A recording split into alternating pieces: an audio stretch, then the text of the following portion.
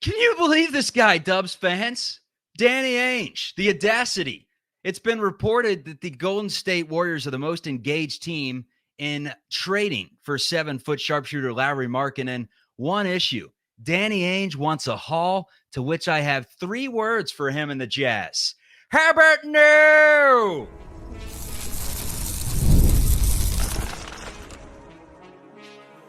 You are Locked On Warriors, your daily Golden State Warriors podcast. Part of the Locked On Podcast Network, your team every day. What is the good word, everyone? Thanks for making Locked On Warriors your first listen every day. We are free and available wherever you get your audio podcasts, also streaming on YouTube. Part of the Locked On Podcast Network, your team every day. Today's episode is brought to you by FanDuel. Make every moment more. As playoffs wind down, the sports stop sporting like we want them to. But this summer, FanDuel is hooking up all customers with a booster bonus daily. That's right. There's something for everyone every day, all summer long. Visit FanDuel.com to get started. I'm Charlie Walter, former KPIX sports anchor and host on 95.7 The Game. Covered the Warriors for a few seasons, saw them win the championship in Boston in 2021-2022. On the show today, it's a good one. We have details breaking of the Lauri Markkanen trade offers that were reported on Monday. The Dubs tried to fleece Utah. The Jazz threw a laugher back in Golden State's face. Could these two actually meet in the middle and get something done? And should they get something done? We're talking about both party sides there. Plus, a look into the play of the Warriors Summer League team. A little dynasty going on as they are just dominating right now. And their 2 best players will not be suiting up for the Summer League anymore. They are now Summer League graduates. So could any of the other members that are on the floor shine and find themselves on a 2-way contract? We're breaking that all down. But let's start with the Shams Charania report. The Utah Jazz's asking price is a non-starter for the Dubs. And I wonder why. Reported on Monday, the Warriors, first of all, are the most engaged team in his courting. They want Lauri Markkanen more than anyone as of right now. Now, on August 6th, when Markkanen becomes extension eligible, were the Jazz to re-sign him, it could be a completely different story. But as of right now, it's the Warriors and seemingly everyone else. Dubs said, you can have Moses Moody. We'll give you many future draft picks. I think it was 3 first-round draft picks, a couple of pick swaps, as well as some second-round draft picks. The Jazz said, that's a decent start, but we want more. We want the picks. We want Moody. We want Jonathan Kuminga. And we want Brandon Bajemski. That's a stretch. This is just life in the NBA trade market nowadays. If you want a potential perennial all-star that's 7 feet tall, that averaged 23 points per game and 8 rebounds the prior season, shooting 40% from deep, just a tantalizing package to add to your arsenal, you're going to have to give away a lot. Look at Mikal Bridges. New York sent Bojan Bogdanovic and 5 first-round picks to Brooklyn in exchange for Mikal Bridges. Warriors, they don't have the picks that the Knicks have. They don't have that arsenal. So their capital would have to come in the forms of young players that have already shown really plenty of glimpses of already being solid NBA players. The least heralded of the 3 that the Utah Jazz want, Moses Moody, played significant minutes in the Western Conference Finals against Dallas as a rookie and has been buried behind a Hall of Famer. So Golden State said, we'll give you Moses Moody. We'll give you all that draft capital. Why not? Send him over. He's going to be a free agent next year anyways. Look at it as a rental in return for Moses Moody and all these picks that you add to the arsenal, because you're not going to re-sign him anyways. The Jazz say, yes, we are going to re-sign Lauri Markkanen when he becomes extension eligible on August 6th. And because of that, we hold all the leverage here. So here's who we want return. We want everyone, it seems like. All the Warriors youngsters. Now, was the Warriors offer fair? Moody and the picks? No. Was the Jazz's offer to Golden State an offer that the Warriors should entertain? Hell no. It was disrespectful, to be quite frank with you. Lauri Markkanen, really good player. He's not 26-year-old LeBron James at the end of the day. That is a king's ransom that the Jazz want in return for Lauri Markkanen, a player that played 55 games last season and has played in the 50s in 4 of his 7 seasons. Not always healthy. However, when he is a very good chip to add to a team that is looking to win a chip. Here's the biggest issue that I have with this trade offer, and I have a lot of issues, but the biggest one. How much better does it make you right now if that proposed trade by the Jazz were to actually be accepted by the Golden State Warriors? I mean, forget hemorrhaging the future, which you're clearly doing if you're giving away all your draft capital, especially if the Warriors happen to go through a rebuild, they fall off a little bit. Then you're looking at your 26, 28, 30 picks, pick swap in there.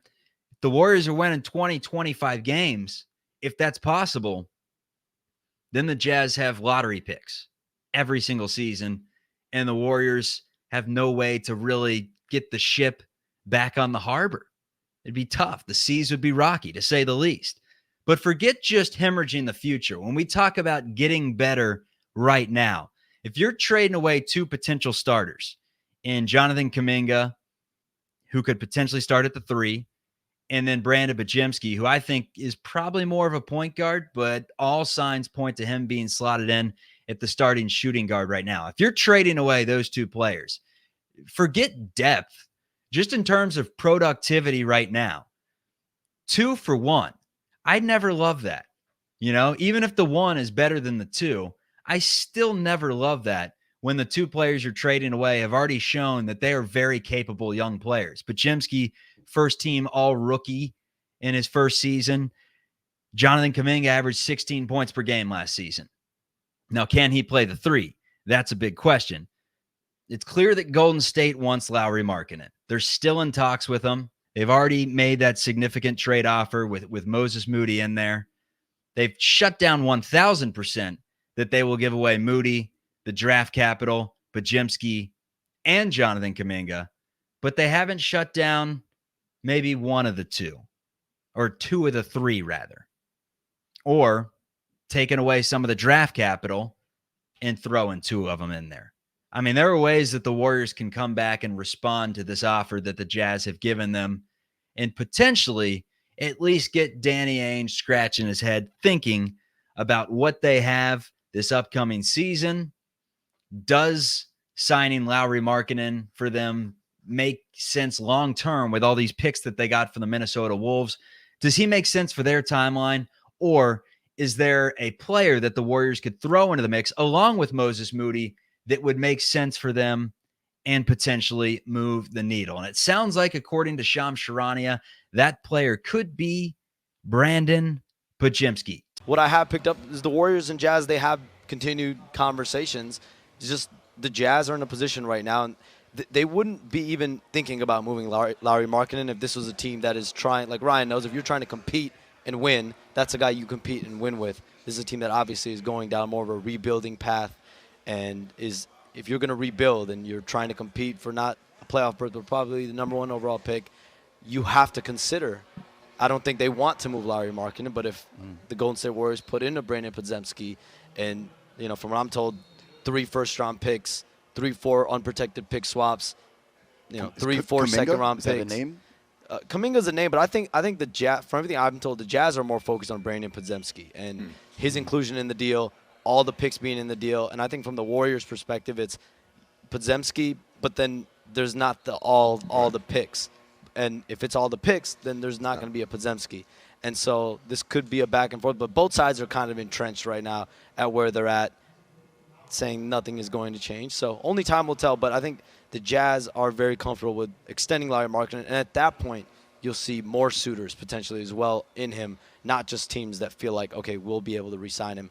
And that is the big question that I posed today. Brandon Bajemski, if you threw him into that trade that the Warriors have already offered with Moses Moody and the draft capital, is that something that would be okay with you to bring back Lauri Markkanen and help the Warriors go after it for the final 2 years of Curry's remaining contract? Is it something you would do? We're discussing it coming up. I'm a big sports guy, so much to the point that I don't like when they stop And unfortunately, this time of the year, they're radio silent. Sure, you can find a tennis tournament. There's some golf going on, maybe some bowling, some darts, some other miscellaneous sports that I don't get as fired up about because baseball has hit the All-Star break.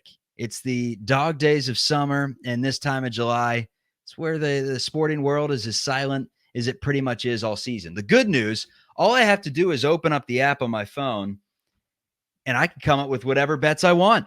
This summer, FanDuel's hooking up all customers with a booster bonus daily. That's right. There's something for everyone, every day, all summer long, even when the sports are slow. It's MLB All-Star Week. Sure, my team's not in it, but we do have the National League at plus 100 to win this year's All-Star game. The American League a minus 120 favorite. I'm staying away from who wins the All-Star game. What I do like is the over-under. It's set at 8 with a standard minus 110 odds on each side of the 8. Now, whenever I see that even number, I think push. But you know what? I'm going to go with the statistics here. Only 2 All-Star games since 2008 have cleared that 8 mark. So I'm going to take the under. Pitchers duel. Right now, head over to FanDuel.com and start making the most out of your summer. FanDuel, the official sports betting partner of Major League Baseball. So the big question of the show, we've all been wondering, is the Lauri Markkanen trade dead? Or could this actually happen? In order for it to happen, it's going to take Brandon Podziemski, it sounds like. I don't think Jonathan Kuminga is going to get the job done, but we're going to explore this from every single avenue, weigh the pros and cons, talk about why the Warriors should or shouldn't do it. And then by the end of this little science experiment, I'll give myself the GM tag and I will give you my verdict on whether I think the Warriors should make this trade or not. So based on the initial demand from Danny Ainge, it seems like they know the leverage is on their side. It seems like they know that they can just re-sign Lauri Markkanen. They don't have to give him up for just Moses Moody and some draft picks, so they won't. And maybe the draft picks would be enticing to many teams, but the Jazz already have 1 million of them. Let's look at it from Utah's perspective. They added on Minnesota's first-round picks in 2025, 2027, and 2029.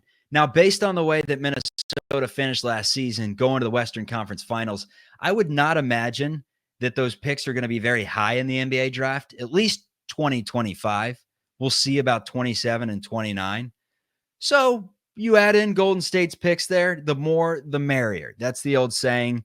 I don't think they're going to complain about it, but it's not going to get the job done for Lauri Markkanen. But I need to know some variables if I would counter this offer. I'm thinking in my head all the different trade offers and all the different financial pieces that go into play and just the best case scenarios, the worst case scenarios of all this in order to make a real argument for the Warriors going after Markkanen.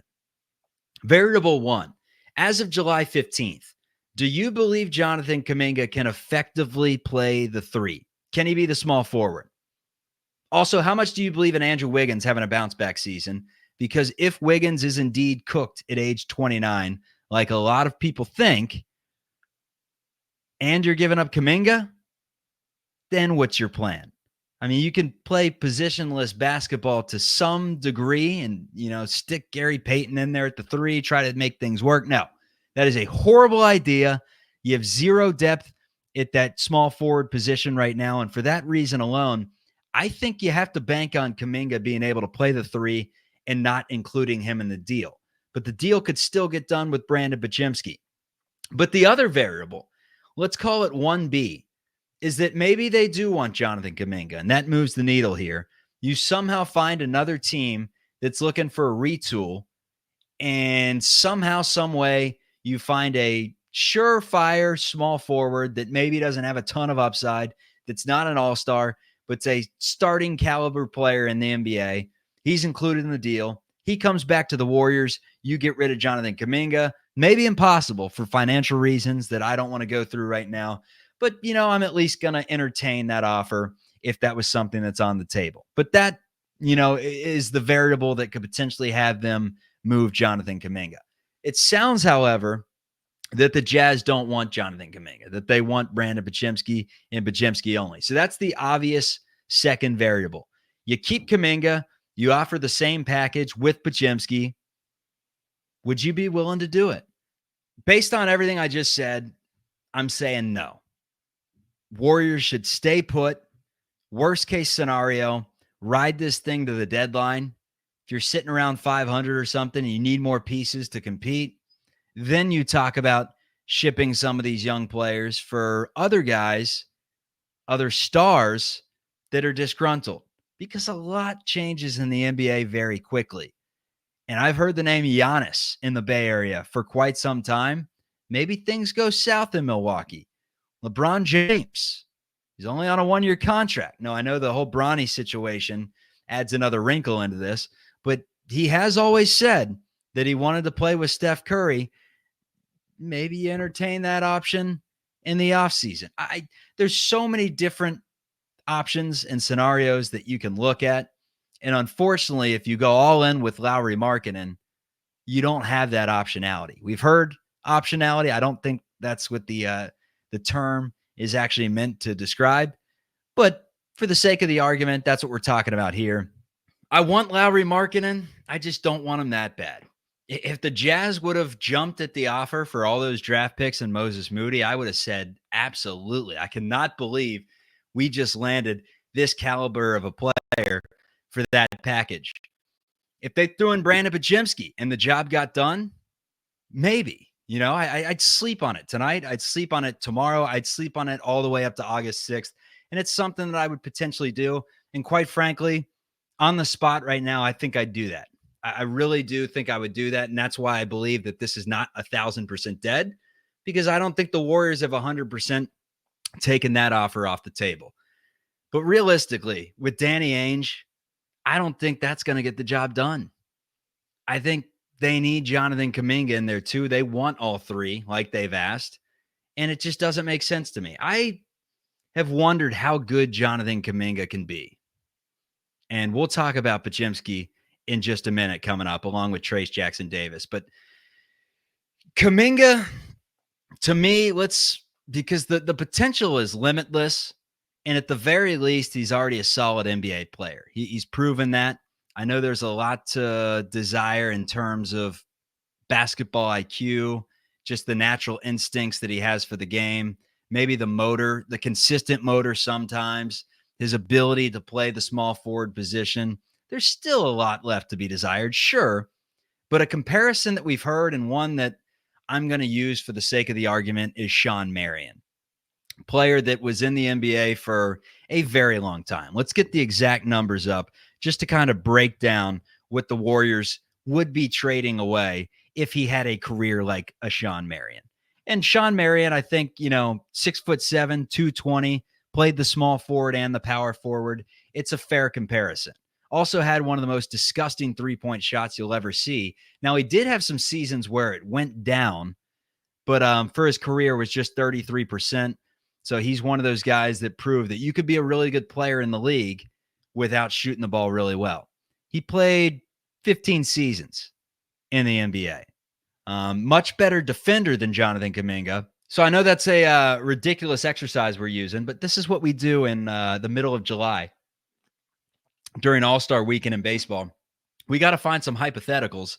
And Shawn Marion equals Jonathan Kuminga. If that is the case, and Kuminga has a lot more talent, a lot higher of a ceiling than Shawn Marion ever did, but if he has a similar trajectory as that type of a player, the answer is hell no. You would not trade that player that also is trending towards a position that you need to fill. If Andrew Wiggins is not the same guy that he was in 21-22, you need him to be your starting small forward. Now, Lauri can play a lot of different positions, can guard a lot of different positions, but when you throw in all the things that the Jazz are asking, it just does not make sense to me. And that's my final take on this. With Podziemski, Moody, and the draft picks, maybe. You throw in Jonathan Kuminga, the deal is 100% done, and the Warriors know that. That is why they said it is a non-starter. Brandon Podziemski and Trayce Jackson-Davis have officially graduated from the Summer League. Reports have said that they've played their last game. So we're going to break down the Summer League Warriors, the hottest team in basketball, That's coming up. Passion, drive, and patience. It's the formula for winning championships, and it's also what keeps your ride or die alive. eBay Motors has everything you need to maintain your vehicle and level it up to peak performance. Superchargers, roof racks, exhaust kits, LED headlights, and more. Whether you're into speed, power, or style, eBay Motors has you covered. With over 122 million parts for your number one ride or die, you'll always find exactly what you're looking for. And with eBay's Guaranteed Fit, your part is guaranteed to fit your ride every time or your money back. Because with eBay Motors, you're burning rubber, not cash. With all the parts you need at the prices you want, it's easy to make your car the MVP and bring home huge wins. Keep your ride or die alive at ebaymotors.com. Eligible items only. Exclusions apply. eBay Guaranteed Fit is only available to U.S. customers.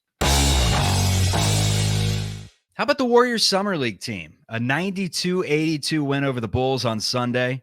The team is so good that I was watching the ESPN broadcast with Doris Burke on the call, and she just could not stop talking about the Warriors to the point where I forgot that the Bulls were even playing in the game. They may have featured a Bulls player for a few minutes here and there, but all the talk was on Brandon Podziemski, Trace Jackson Davis. She actually gave a lot of love to Kevin Knox, Ethan Thompson, and Daquan Plowden as well. Warriors look good. They're undefeated right now in the summer.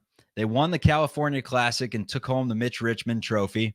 And for those efforts, their two-star players have graduated and taken their talents to anywhere but the Summer League. That's Brandon Podziemski and Trace Jackson Davis. First, Podziemski, 21 points on Sunday's win over the Bulls. 8 of 14 shooting, was 4 of 8 from 3, 7 assists, 12 rebounds. 7 assists, 12 rebounds. He's flirting with being a Mr. Triple-Double type guy. I don't know if he's ever going to have the boards to his name. I know he did have 12 in this one, but 6'3", grabbing 12 boards, that's pretty good. It's not something you'd expect consistently. But with the way he's been playing and the facilitator role that he's taken on this offseason, it is not crazy to think that Brandon, moving forward, is one of those players that could average 6-7 assists per game and get to double digits quite often. And then down low, Trace Jackson Davis, 17 points, 10 rebounds. Jackson Davis is he's excellent. Both of these guys, Brandon and Trace Jackson Davis, are playing for the USA Select team, scrimmaging the big kahunas. Podziemski's picking up Steph Curry full court in their scrimmages with the big United States team. And Trace Jackson Davis is banging down low against the likes of Joel Embiid and Anthony Davis, and the list goes on and on. Some big-time players, and he's pretty fearless. It's how he played in Indiana. It's how he played in his rookie year. It is what he does.